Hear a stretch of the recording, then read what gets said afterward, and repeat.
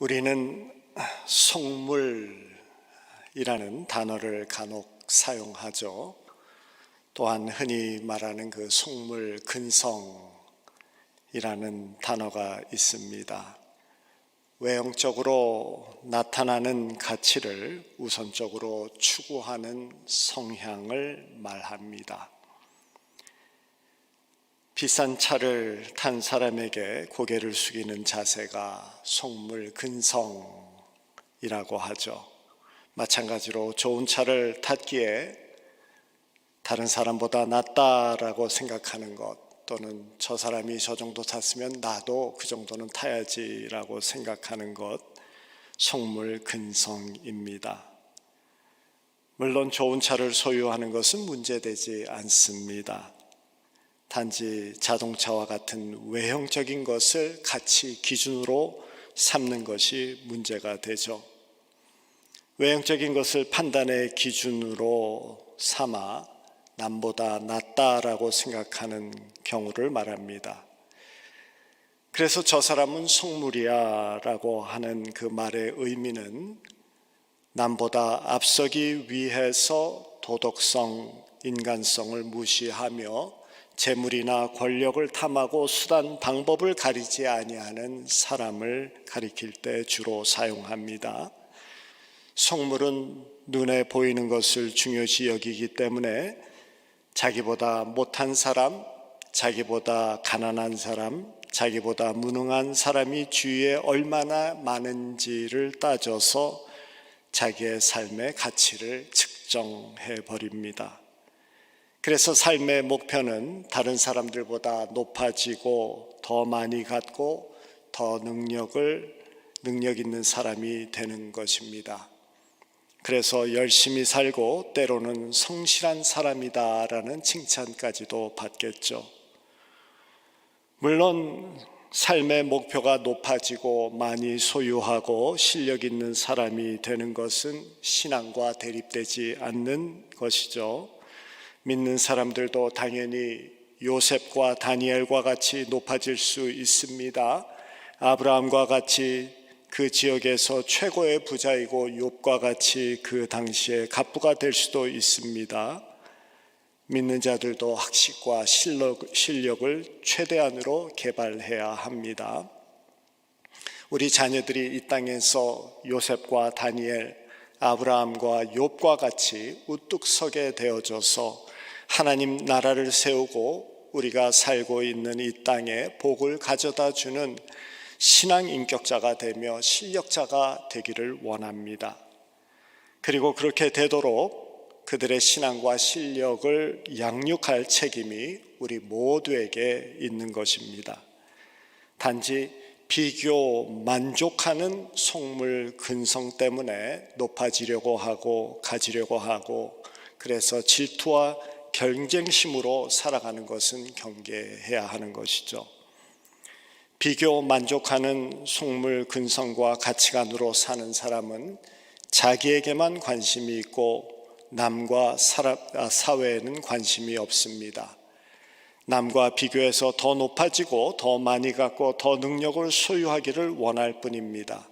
그래야만 마음이 평안하고 그래야만 삶의 의미가 그나마 있습니다. 그러지 못할 때 패배감과 실망의 엄습으로 괴로워지는 것이죠. 그러한 사람들이 대다수가 되어진 사회, 그런 가치관이 아주 당연하고 자연스럽게 받아들여지는 그런 사회를 두고 속물 사회라고 하죠. 그래서 속물 사회에서는 내가 올라가기 위해서 남을 발받침으로 쓰는 것 당연하게 받아들여집니다. 상대가 발받침이 되지를 원치 않는다라고 하면은 억지로라도 어떤 방법을 써서라도 그 사람을 발받침으로 만들어 버리죠. 그런데 그런 행태가 비판을 당하지 않고 당연스럽게 받아들여지는 그런 사회, 그런 사람들이 그렇게 살면서도 죄책감이나 갈등이 없이 살 수 있는 그런 사회를 두고 속물 사회라고 하죠. 속물 사회에서는 그런 것을 잘하는 사람을 승진시키고 또 그들에게 많은 이익을 얻을 수 있도록 규칙까지도 만들어서 보호를 합니다. 그리고 삶을 생존 경쟁이다. 양육 강식은 자연의 법칙이다라고 말합니다. 속물 근성은 우월 의식을 만들어냅니다. 우리 안에 우월 의식이 잠재해 있으면은 반복음적인 근성에 젖어 있는 것입니다. 물론 같은 이유로 열등 의식에 잠겨 있어도 반복음적인 속물 근성에 잠겨 있는 것입니다. 때로는 신앙생활 속에서도 속물 근성이 작용합니다. 교회 생활도 남들보다 인정받고 더 높이 올라가기 위해서 직분도 섬김이 아니라 내가 당신보다 더 위에 있다라는 것을 위해서 이런 것 속물 성도다라고 할 수 있겠습니다. 목사도 마찬가지입니다. 교회 부흥을 추구하는 이유가 하나님 나라의 확장이 아니라 자기 확장이라고 하면은 속물 근성 때문입니다. 교회도 마찬가지입니다. 교회는 깨어있지 않으면 쉽게 속물 교회가 되어져 버립니다. 그런 교회는 그 지역에서 제일 큰 것을 자랑으로 삼습니다. 그리고 다른 교회가 힘들어하거나 무너져도 자기 교회의 성도의 수만 불어나면 하나님의 축복이라고 감히 말합니다. 성도들은 그런 큰 교회의 교인이라는 것을 자랑스럽게까지 여깁니다. 교회의 속물화입니다. 속물교회가 되지 않기 위해서는 늘 깨어 기도하는 저희들이 되어야 되겠습니다. 이런 속물적 세계관은 반복음적입니다. 왜냐하면 기독교 신앙은 단지 개인적이고 사적인 영역에만 머물지 않기 때문입니다. 우리가 믿는 복음은 개인 한 사람이 복받고 잘 사는 것에만 관심을 주지 않는다는 말씀입니다. 물론 예수 그리스도의 복음은 온 세상보다도 귀한 한 영혼을 구원하는 것에 초점이 맞춰져 있죠. 그러나 이 복음은 그 개인이 살고 있는 가정, 사회, 나라도 함께 중요시합니다. 그래서 먼저 은혜를 입어 구원받은 성도들은 그들의 삶의 한 복판에서 하나님의 사랑하심과 선하심과 정의를 실현해 가는 일에 참여하도록 요구를 받고 있습니다. 그래서 진정한 복음은 나 자신을 넘어서 우리 사회를 만들어 나갑니다. 이것을 복음의 공공성이라고 하죠. 하나님은 미가 예언서 6장 8절에서 사람이 주께서 선한 것이 무엇임을 내게 보이셨나니 사람아 주께서 선한 것이 무엇임을 내게 보이셨나니 여호와께서 내게 구하시는 것은 오직 정의를 행하며 인자를 행하며 겸손하게 내 하나님과 함께 행하는 것이 아니냐라고 말씀하십니다. 이스라엘을 향한 하나님의 진정한 바람은 천천의 숫양과 만만의 기름이 아니라 사회 전체에 정의가 강같이 흐르고 하나님의 인자가 넘쳐 흐르는 것이었음을 분명히 전합니다. 한국 사회에서 우리 이 코비드19를 대처하기 위해 국가적으로 노력을 하고 있습니다. 잘못 대처하면 국민의 생명과 나라 경제에 큰 타격을 가져오기 때문이죠. 이런 어려운 시점에 일부 교회들은 신앙이라는 이름 아래 공예배를 고집했습니다. 그로 인해서 성도 간에 감염이 되는 적지 않은 그런 사례가 발생했습니다. 그래서 교회가 공공성을 잃었다라고 사회로부터 심하게 비판을 받았습니다. 교회가 개교회만 생각하고 교회가 속해 있는 사회 전체를 배려하지 않았기 때문이었습니다. 당연한 비판이고 반성해야 하는 것이죠. 그런데 어떤 교회는 왜 술집은 그냥 두고 교회에게만 그러느냐라고 따집니다. 술집에 모이는 사람과 교회에 모이는 사람을 동일하게 봐달라는 처참하고 부끄러운 요구였습니다. 안타깝습니다. 속물 사회는 눈에 보이고 체감할 수 있는 삶의 요소인 재물, 권력, 명예, 외모 등등이 가치 판단의 기준이 되어지는 사회입니다. 그래서 어떤 방법이든지 남보다 높아지고 남보다 많이 가져야 행복해지는 비교 만족 사회입니다. 그래서 가난하다는 이유로 보잘것없는 직업에 종사한다는 이유로 또는 인종적인 이유로 때로는 뚱뚱하다는 이유로 못생겼다는 이유로 경멸을 받는 그러한 세상이 속물 사회입니다. 이것이 우리 사회의 이야기입니다. 우리 사회 삶의 이야기일 수도 있습니다. 또는 우리 교회의 이야기가 될 수도 있겠죠.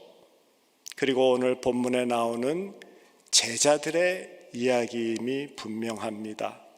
그들은 속물 근성에 붙잡혀서 누가 으뜸인지를 따지고 있습니다. 오늘 본문의 배경을 잠시 살펴봅니다. 시기적으로는 예수님께서 3년의 공생을 거의 마칠 무렵이었습니다. 마지막으로 예루살렘으로 향하여 가실 때입니다. 이제 예루살렘에 들어가셔서 십자가에 못 박혀 돌아가시는 그러한 사건만 남았습니다. 제자들은 지난 3년 동안 예수님을 따라다니며 훈련을 받았습니다. 예수님은 제자들과 함께 예루살렘으로 올라가는 그 길에 십자가의 고통과 죽음을 맞이하는 그 길이기 때문에 예수님의 발걸음은 무거웠습니다. 그러나 제자들은 예수님께서 예루살렘에 들어가시면 이제 왕이 된다라는 기대감으로 가득 차 있습니다. 제자들의 마음에는 높은 자리를 차지하겠다라는 욕망으로 서로의 눈치를 보고 있었던 것이죠. 3년의 세월을 예수님과 함께 지낸 자들임에도 불구하고 이 속물 근성을 벗어나지 못하고 있습니다. 그들은 변하지 않았습니다. 진정한 문제는 교회가 아니라 교회 안에 있는 변하지 않는 사람이다라고 누가 말했습니다. 많은 사람들이 은혜를 받았다고 말하지만 자신의 깨어짐과 인격 성숙에는 관심을 갖지 못합니다. 어쩌면 그런 깨어짐이 없는 이유는 겉으로만 은혜를 받았다는 것 때문에 은혜를 받고 있다라는 착각 때문이라고 합니다. 빛나는 모든 것이 금이 아니듯 눈물을 흘리고 감동을 받는 것이 다 참 은혜가 아닌 것입니다. 그런 것을 속물 은혜라고 불러도 될 것 같습니다. 제자들은 변화 없는 속물 은혜만 받았던 것입니다. 그런데 12제자 중 두 형제가 먼저 선수를 칩니다. 세베대의 아들 두 아들인 야고보와 요한이 예수님께 높은 자리를 구하며 자기 만족을 챙깁니다. 본문 37절이죠. 주의 영광 중에 우리를 하나는 주의 우편에 하나는 좌편에 앉게 하여 주옵소서라고 말합니다. 이 말만 보아도 제자들의 마음은 이미 예수님이 입성하시고 왕이 된다는 생각으로 가득 차 있음을 알 수 있습니다. 이를 두고 동상이몽이라고 하죠. 우리 안에 동상이몽 신앙도 있습니다. 하나님의 뜻과 말씀에 순종하는 것은 별로 관심이 없고 신앙을 이용해서 자기 충족, 자기 만족을 갖기를 원하는 것입니다. 제자들도 그랬습니다. 예수님의 가르침은 십자가의 길인데 이 두 제자는 예수님을 이용해서 높은 자리를 탐하고 있었습니다. 상황을 알아차린 다른 열 제자가 이 두 형제를 향하여서 화를 냅니다. 41절에 열 제자가 듣고 야고보와 요한에 대하여 분이 여기거늘. 분을 내고 화를 냈다는 것은 자신들도 이미 같은 욕심을 가지고 있다라는 것을 증명하는 것이죠. 예수님께서는 야고보와 요한이 잘못 구하고 있음을 깨우치셨습니다. 그러나 이미 속물 근성에 붙잡혀 있어서 높아지려는 욕망으로 눈이 멀어버린 형제는 예수님의 질문이 도대체 무엇을 뜻하는지를 깨닫지를 못합니다. 그래서 어이없게도 예수님이 지실 십자가를 자신들도 질 수 있다라고까지 장담을 합니다. 38절에서 예수님은 훈계성으로 질문을 하시죠. 예수께서 가라사대 너희 구하는 것을 너희가 알지 못하는도다. 너희가 나의 마시는 잔을 마시며 나의 받는 세례를 받을 수 있느냐. 그랬더니 39절에서 제자들은 어이없게도 저희가 말하되 할 수 있나이다 라고 답을 합니다. 예수님은 하나같이 높아지려는 마음을 품고 있는 어리석고 미련한 제자들을 불러놓고 가르치시죠. 으뜸이 되고자 하는 내면의 이유를 42절에서 먼저 지적을 하십니다. 이방인의 집권자들이 그들을 임으로 주관하고 그 고관들이 그들에게 권세를 부리는 줄을 너희가 알거니와 라고 하면서 숨겨져 있는 동기가 남보다 위에 있고 남을 지배하려는 속물 근성이다 라고 말씀합니다. 그들보다 높아지고 그들 위에 있으려는 그 권력에 대한 욕구를 지적하십니다. 철학자 니체는 인간 존재의 본질은 권력에 대한 의지라고 말했습니다. 존재하는 이유가 권력이라고 말할 정도로 인간은 권력이라는 힘을 추구한다는 지적입니다. 사실 인간 관계를 위협하는 모든 갈등에 늘 지배 욕구가 숨어 있다라고 심리학자들은 말합니다. 가정에서 부부의 갈등, 흔한 고부의 갈등의 원인은 누가 지배하느냐의 문제라고 합니다. 경제도 누가 지배하느냐의 문제라고 합니다. 우리가 뭔가 있는 것처럼 보이기를 원하는 이유가 무엇입니까? 왜 좋은 차를 타려고 합니까?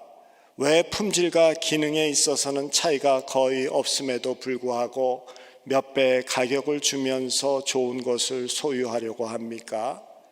나를 함부로 대하지 말라, 우습게 보지 말라, 나도 힘이 있다라는 것을 은연중에 말하고 싶은 거라고 합니다.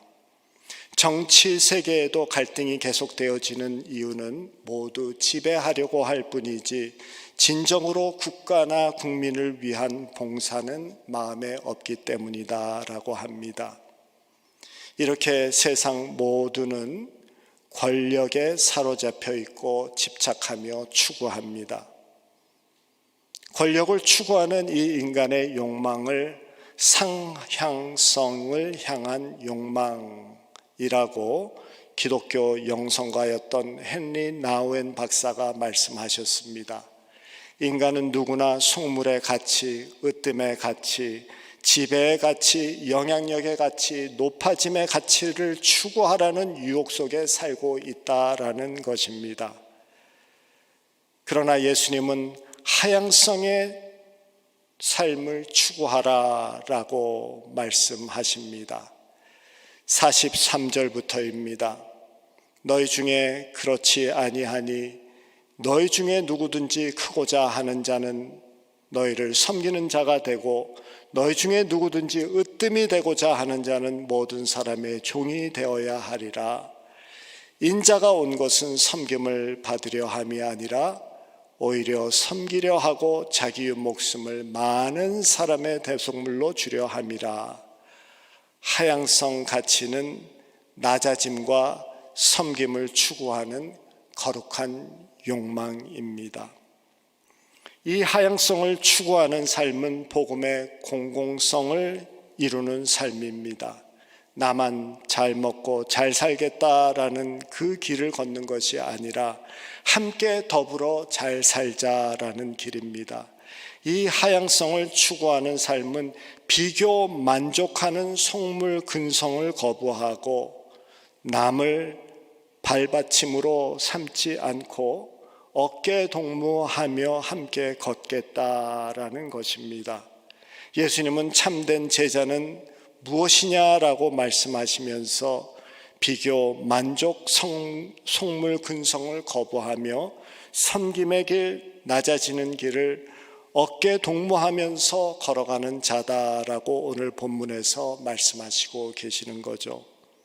우리가 성경 공부하는 이유, 기도 생활하는 이유, 구역 모임, 세미나, 부흥회 등등 이 모든 신앙생활은 바로 이 하향성을 향하여서 우리의 삶을 조종하기 위함입니다.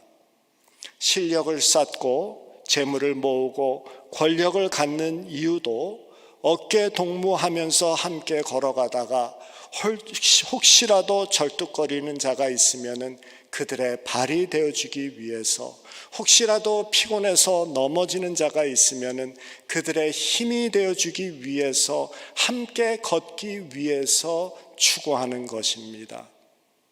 그렇게 속물 건성을 거부하고 하향성을 추구하는 삶이 제자의 삶이다라고 우리에게 가르치십니다.